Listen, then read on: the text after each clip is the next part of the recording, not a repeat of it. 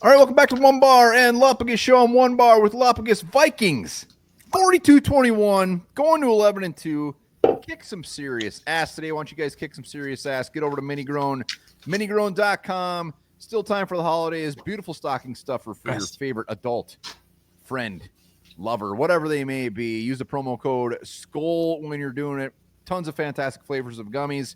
Great cocktails, great swag. They got some fantastic shirts as well. So hit up Minigrown.com.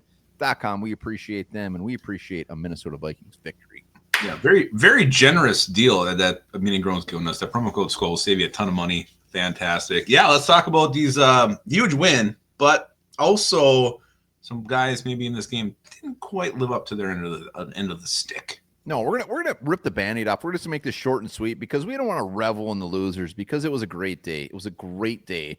Blake Brandel, bad day. He had a bad day. It was not great. It seemed like Sam Darnold was sacked 4 times. It seemed like damn near every one of those Brandel had something to do with it. Yeah. Just a rough go at it, had penalties.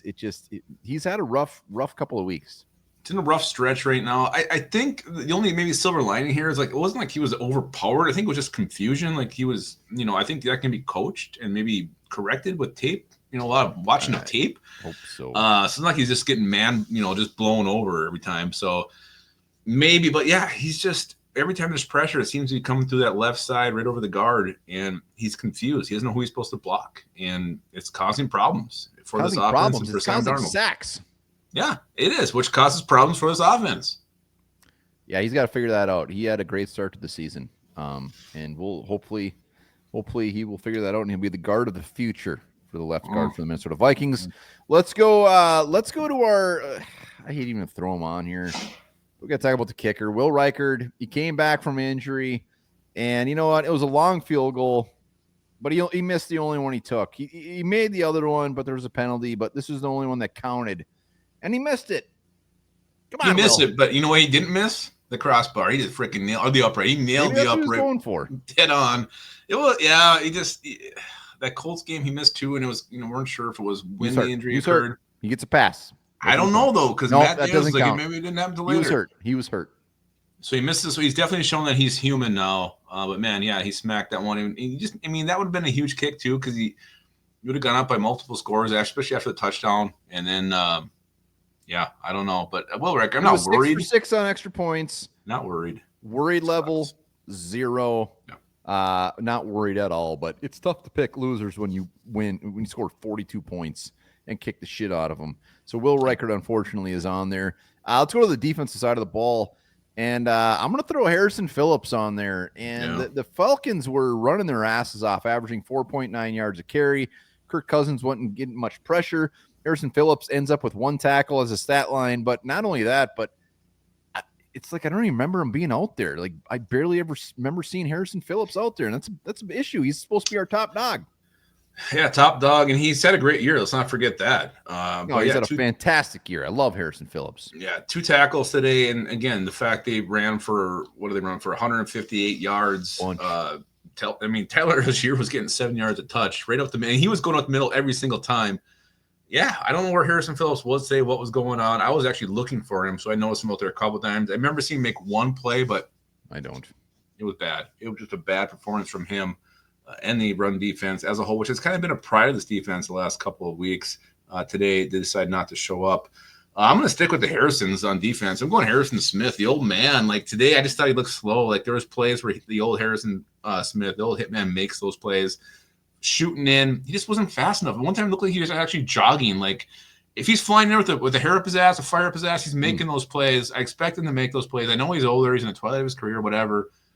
I'm going to call him out because I think those are plays that weren't made that led to these Falcons, putting up some of these numbers they did today. Yeah, and here's where we differ is, like, I'm not comparing him to Harrison Smith of 7 years ago because that's not fair. Because if you're going to compare him to that, you're going to be let down every single week. He's not the same old young buck. I still think he's a very good safety in the league. He did not have his best game, there's no doubt. But you can't compare him to old Harrison Smith. How about this? And that's just not fair. Theo Jackson makes those plays. I'm just saying you just compared him to the old Harrison Smith. That's fine, but I say maybe another safety makes those plays, a younger safety who can run. So you're telling me if you would put Theo Jackson out there, Harrison Smith, you're going to put Theo Jackson out there? No, I wouldn't. I'm just saying, if you're not going to let me compare him to the old one, I think any other safety who is in his prime can fly in there and make those plays. Does Theo Jackson have a prime? I mean, he's fast. That was the thing. The speed was showing, the lack of speed. And then the one, I think it was effort. Look, he was almost jogging, so I didn't understand what he was doing there. But I'm not going to argue that he should be on the list. I'll argue the fact that, like, we're not going to see the old Harrison Smith. He'll still make a few plays every once in a while, but we're not going to see the old man. He's old. It's fine, but you still got to make plays. You're the guy out there you're out there starting. You got to make those plays. I don't care how old you are. Then that comes down to our next loser. That's Brian Flores. Yeah. Where, you know what? Brian Flores puts the guys out there. It's not like we're going to bench Harrison Smith. It's just not going to happen. But Brian Flores, defense, passing game, run defense, it's been a disaster the last couple of weeks. Now it's the run D. 158 yards. We're top one in the league. We shouldn't be doing that. And it seems like Kirk Cousins was having his day. We only had one sack against a quarterback who wears cement blocks for shoes. You got to figure it out. He's got to figure it out. We're 11-2, but you got to figure this out. Yeah. You look at the schedule coming up. You got Packers, Seahawks, Lions coming up in the playoffs. Win. Yeah, no doubt. But you got to play better. You can't be doing this shit. And I don't know, you see like these edge guys dropping into coverage all the time, and then when you bring the pressure, you're not getting there, which leads to middle of the field wide open.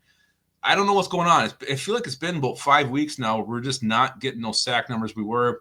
Van Ginkel was close to having his big play, but is he becoming predictable in his play calling? Is he not mixing it up? I don't know what the deal is or where the problem is, but teams have definitely figured him out. And there's no more confusing the quarterbacks with Brian Flores. Everybody knows what's coming, and no one seems to be rattled as they were early in the season. Well, and we saw this a little bit last year. Our defense started off fantastic with Flores, and then later in the season, it wasn't. So he's going to have to get a little more creative. He's going to have to figure it out because our secondary isn't great, and we rely on our edge rushers getting to the quarterback. And when we don't, it shows, and we've seen it the last couple of weeks. So we're going to live and die by getting the quarterback on the ground on his keister. And until he does that, we're going to see games like this. Kirk Cousins had too much time, and Brian Flores comes back to you. So that 100%. Is our final loser. Don't be a loser. Get your butts over to minigrown.com. Use that promo code SKOL. Buy one, get one. And remember this. I think I maybe told you guys this once before, but it's worth mentioning again. French fries are from Belgium, not France.